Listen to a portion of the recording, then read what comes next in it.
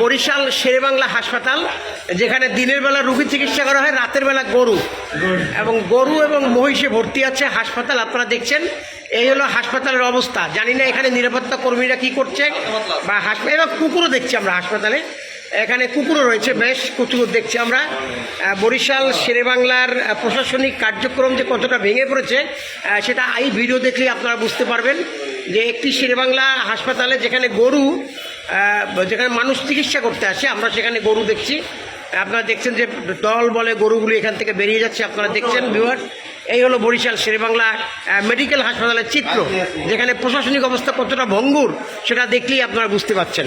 আমরা দেখছি একদম মেডিকেলের মেইন গেটে গরু দাঁড়িয়ে আছে, মনে হচ্ছে তিনি অভ্যর্থনা করার জন্য এখানে দাঁড়িয়ে আছেন। এই হলো বরিশাল শেরেবাংলার চিত্র।